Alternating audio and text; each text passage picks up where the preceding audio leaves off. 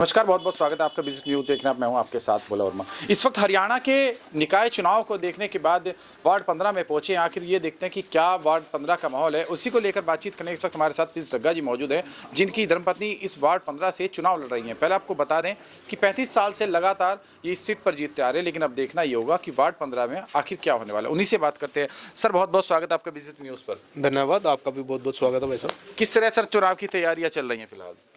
चुनाव की तैयारियां बहुत अच्छी हैं। वार्ड के लोग मेरे साथ मिलकर चुनाव लड़ रहे हैं। सब भाइयों का, माताओं का, बहनों का, सबका कंधे से कंधा मिलाकर साथ चल रहा है। सबका बहुत सहयोग है, तो बहुत अच्छी चल रही है। जैसे सर जानकारी मिली कि 35 साल से लगातार इस सीट पर आप जीतते हैं, आखिर क्या कारण मानते हैं?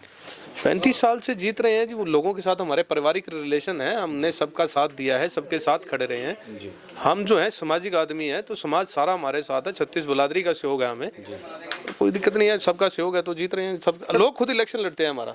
जनता का आपके साथ सहयोग है, लेकिन पार्टी सहयोग क्यों नहीं करती? पहले आपने भारतीय जनता पार्टी से चुनाव लड़ा, फिर कांग्रेस में आए और अब आजाद लड़ रहे हैं। ऐसा है, मैंने आपको बताया कि हमारा वार्ड हमारा परिवार है जी। जो भी कार्य करते हैं हम उनसे पूछ के करते हैं, उनकी सलाह से करते हैं, जैसा उनका विश्वास होता है, जो उनको अच्छा लगता है। एक हमारी कमेटी है वार्ड की, महल्ले में सारे हमारे जो पुराने साथी हैं उनसे सलाह करके उनके विचार विमर्श के बाद ही अगला कोई निर्णय लिया जाता है। तो हम जो हैं, हम राजनीतिक आदमी नहीं हैं, हम सामाजिक आदमी हैं। समाज के साथ रहते हैं, जो भी समाज का निर्णय होता है हम उसको मानते हैं। अभी तक सर आपने आपके कार्यकाल में क्या क्या विकास कार्य हुए? मेरे कार्यकाल में अगर हम सड़कों की बात करें तो 20 से 25 करोड़ की सड़कों का निर्माण हुआ जी। मेरा वार्ड नंबर 15 सबसे पहले एलईडी से एलईडी लगी मेरे वार्ड नंबर 15 में। आप ये मान के चलिए कि मेरे वार्ड नंबर 15 में कोई भी लाइट जो है खंबे पे आपको ट्यूब लाइट या सोडियम नहीं मिलेगा। टोटल एलईडी है, कहीं पर डार्क सलकर अंधेरा नहीं है। और सबसे बड़ी बात, नाले हमारे जो कुछ एरिया डाउन थे वहाँ पानी की मार बहुत रहती थी। मैंने उसके लिए आपका स्ट्रॉम वाटर का भी एस्टीमेट बनवाकर काम भी शुरू करवाया। आप ये देखिए कि कन्हैया चौक से लेकर डिच ड्रेन तक, जहाँ वो सारा पानी जाना है, जिससे कि मेरा लाजपत नगर वाला एरिया या विजय कॉलोनी वाला एरिया डूबता है, वो सारा हो गया था। बीच में एक रेलवे की एनओसी चाहिए थी। रेलवे की एनओसी में जो है वो रेलवे लाइन के नीचे से पाइप को क्रॉस करना है, जिस वजह से वो कार्य रुक गया। तो हमने सरकारों के साथ बहुत आग्रह किया, वो अपना भी लगे, पर वो अब लास्ट स्टेज तक पहुंच गया है। एनओसी भी रेलवे से मिल गई है। अब आचार संहिता के बाद हम उसको जो है रेलवे के अंडर से क्रॉस करके हो जाएगा, उसके बाद वो शुरू हो जाएगा। तो मैं आशा करता हूं कि इस बार जो बरसात आएगी उसमें मेरा वार्ड नहीं डूबेगा। अब की बार सर जो चुनाव के मुद्दे हैं वो क्या मुद्दे हैं जिनको लेकर आप चुनाव लड़ रहे हैं, कि क्या कमी रह गई जिसको आपको दूर करना है? ऐसा है, कमी कोई नहीं रहेगी जी। जो भी हमें पीओटी पे काम मिले हमने सबके काम किए। कमी का तो मतलब तब है जब हम कहीं इधर उधर हों। हाँ, कुछ काम एकदम सारे नहीं हो सकते, कुछ काम जो रहते भी होंगे उसको भी हम दूर करेंगे। और ऐसा कोई विकास जो है हमने समांतर कराया, हर एरिया में कराया, और हर एरिया के लोग हमारे साथ हैं। आप ये देखो कि विजय कॉलोनी अपना लाजपत नगर में एक आपकी वायर जाती है, बिजली की तार जाती है, हाई टेंशन वायर, उसमें भी हमने हटाया, जिससे बहुत हादसे होते थे। लाजपत नगर वाले एरिया में पानी की बहुत भारी समस्या थी, गंदा पानी दूसरे दिन आता था, उसकी बहुत भारी समस्या थी। टोटल लाजपत नगर एरिया में पानी की लाइन नवी डलवाई, कई ट्यूबवेल नवे लगवाए, पार्क बनवाए। आप उसमें जो है विजय कॉलोनी वाले एरिया में सीवरेज की बहुत भारी समस्या है, उसके लिए वाटर ट्रीटमेंट सिस्टम लगवाया, सब कुछ लगवाया। सर, सीवरेज सिस्टम जो आपने बताया, एक बड़ा मुद्दा वार्ड 15 के देखा जा रहा है कि सीवरेज सिस्टम को लेकर किसी ने अब तक पूरे शहर का मुद्दा है, वार्ड नंबर 15 का नहीं। आप पूरे शहर में पोश एरिया है, मॉडल टाउन है, प्रोफेसर कॉलोनी है, सारी जगह ही बुरा हाल है।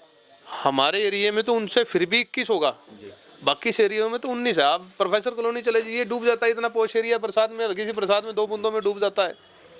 तो सीवरेज की समस्या है। सीवरेज वाला जो है म्युनिसिपल कॉर्पोरेशन और पब्लिक हेल्थ दोनों अलग अलग डिपार्टमेंट हैं। सीवरेज के लिए हम भागदौड़ करते हैं, काम भी करवाया है और आगे भी करवाएंगे। मेन समस्या क्या है हमारे पास?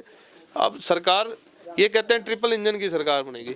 सरकार पहले भी इनकी थी, क्या विधायक से सीवरेज की मशीन नहीं मंगाई गई? हमारा यमुना नगर, जगाधरी, रदौर में एक ही सीवरेज की मशीन है जिससे सीवरेज साफ होता है। तो ये समस्या क्या इनको नहीं पता? ये सिर्फ फोटो मंत्री हैं और इनको कुछ नहीं आता सिर्फ। और अब लोग इनके बहकावे में नहीं आएंगे। बहकावा इनको दिख रहा था कि लोग इनके बहकावे में नहीं आएंगे, इसीलिए तो इनके 14 एमसी जीते थे पिछली बार। 13 एमसीओ की इन्होंने टिकट काट दी।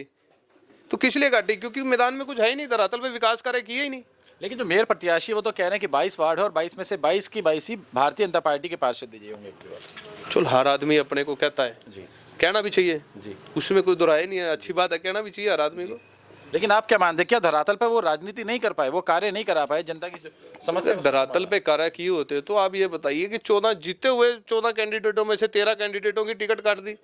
जब पार्टी को अपने ही सिपाहियों पे विश्वास नहीं है तो दूसरे पे क्या करेंगे? जी। अब मेयर प्रत्याशी की बात करते थे, जिस तरह सुमन बैमनी का प्रत्याशी है, कैसे देख रहे हैं आप उनको? मेयर प्रत्याशी जो है वो ठीक है, सुमन बैमनी जी एजुकेटेड हैं, जी। मधु जी भी इलेक्शन लड़ रही हैं, राज्यपाल जी की वाइफ किरण जी भी इलेक्शन लड़ रही हैं। और हमारा जो रहता है ना, हमारा वार्ड से मतलब रहता है कि हमारा मकसद रहता है कि हमने वार्ड के विकास कार्य करवाने हैं। वार्ड में हमारा राजनीति पेशा नहीं है, हमारा सामाजिक सेवा करना हमारा पेशा है, लोगों के कार्य को कराना हमारा पेशा है। लेकिन सर, जब पार्षद बन जाते हैं तो कुछ लोगों का ये समस्या आती है कि हमारी सरकार नहीं है या हमारी पार्टी का मेयर नहीं है, इसलिए हमारी सुनवाई नहीं हो रही है। ऐसा है, हमारे सामने जब मैं पैदा भी नहीं हुआ था मेरे पिताजी पार्षद थे, लगातार रहे। हमारे सामने जो आदमी एक छोटा सा क्लर्क था, आज की डेट में वो आदमी सेक्रेटरी लेवल पे, जेटीओ लेवल पे, ईओ लेवल पे, डीएमसी लेवल पे, हर लेवल पे हैं। सबके साथ हमारे पारिवारिक रिलेशन है। और वैसे विकास कराने के लिए सरकार की जरूरत नहीं होती, विकास कराने के लिए एक इच्छा शक्ति की जरूरत होती है। अगर आप में इच्छा शक्ति है तो आपके विकास कार्य को कोई रोक नहीं सकता। विकास कराना पार्षद का अधिकार है और अफसरों, सरकार का कोई इसमें कोई वो ये नहीं होता कि अगर मान लो सरकार का है तो आप ये देखो, हरियाणा में सरकार आई, विपक्ष के भी विधायक जीते, क्या वहाँ पे विकास नहीं होंगे? ये तो इनकी एक धारणा है, ऐसा कुछ नहीं है। विकास कराने की इच्छा शक्ति होनी चाहिए, विकास कार्य रुकते नहीं है। सर, जिस तरह से आपकी धर्मपत्नी अब की बार यहाँ से चुनाव लड़ रही हैं, गृहिणी भी हैं, तो आखिर गद्दी पर कौन बैठेगा? सवाल ये, आप ही बैठेंगे या मैडम बैठेंगी? ऐसा है, मैं जब मेरे पिताजी एमसी रहे तो गद्दी पिताजी बैठते थे, मेरी मदर एमसी रही, मेरी मदर ने लोगों के काम करवाए, मैं एमसी रहा, मैं कराया। अब तो हमें एक और बेनिफिट हो गया, अब हम घर के 4 एमसी हैं, चारों मिलके करेंगे और विकास होगा। पहले तो 3 कर रहे थे, अब चारों मिलके करेंगे। आप ये देखिए ना जी, जब 4 आदमी जब मुट्ठी बंद होती है ना तो ताकत और बढ़ती है। अब 4 आदमी काम करने वाले हैं, यानी कि 4 आदमियों की ताकत, परिवारवाद की जो सेवा कहे या राजनीति कहे, वो भी बरकरार रहेगी। सारे मिलजुल के वार्ड की सेवा करेंगे, हमारा परिवार है हमारा वार्ड। चलिए, बहुत बहुत शुक्रिया। तो ये थे हमारे साथ वार्ड 15 से प्रत्याशी पति प्रिंस शर्मा डग्गा जी। फिलहाल के लिए इतना ही, नमस्कार।